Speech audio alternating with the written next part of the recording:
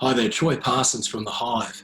Now, a metric that we follow closely in our practice is utilisation rate. And what I thought I would do is take you through how we actually calculate it in our practice and then give you the why and the context behind why we find this such a meaningful metric for us to track. So when we talk about utilisation rate, the manual calculation is this. So first of all, we basically calculate what are the number of contracted hours per week. So in the example I'm going to use here, say this practitioner is engaged for 40 hours a week as per their contract.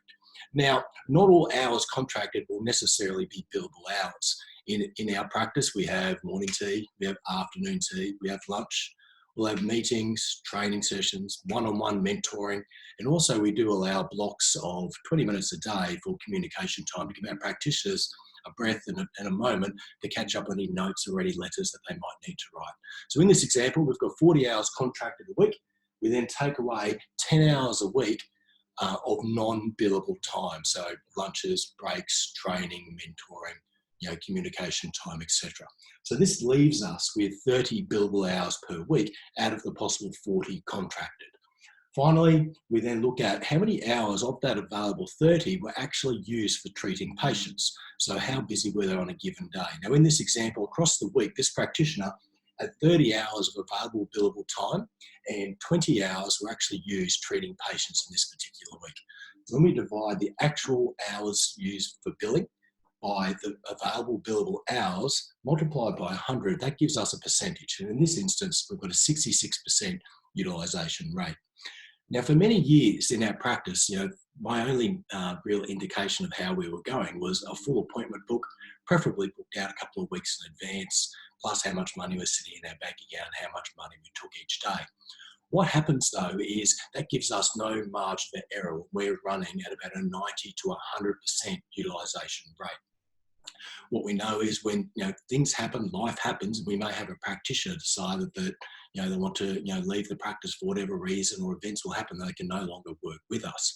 And if we wait and we're sitting at 90 to 100% utilisation, we wait for that occurrence to occur, a practitioner leaves, and all of a sudden we can't absorb the extra patients that we need to deal with week in, week out.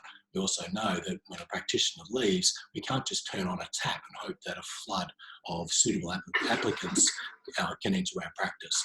So what I've learned over time is our ideal utilisation rate in our practice is between 70 to 80%. In this instance of 66, I think, great, we've still got utilisation that we can grow into. As we start to build our patient base, write out letters, look at rebooking rate, etc., that utilisation rate will continue to grow, particularly as the relationships and the likability and the trust are developed over time.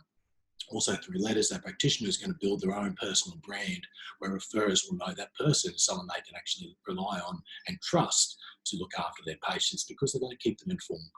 Over time, between 70 and 80% is where we like to be. And as we start to approach 80%, that's when I go, right, now I need to start my recruitment process.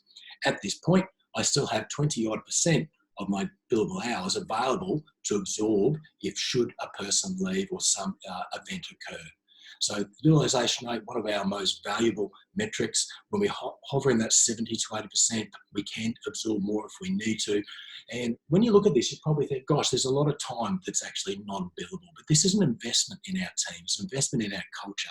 It's helping train and mentor and provide an environment to support our practitioners to help realise their potential so they can ultimately serve their patients and our patients to the best of their ability. It also helps us avoid burnout. So this is something that we watch very, very closely, and we kind of, like I say, 70 to 80% is our sweet spot. Something at 66 we know we still can grow into. Once we start getting beyond 80, that's when burnout can occur, but also too leaves us vulnerable to changes in particularly with the team that we have around us. So hopefully you found this valuable and have a great day.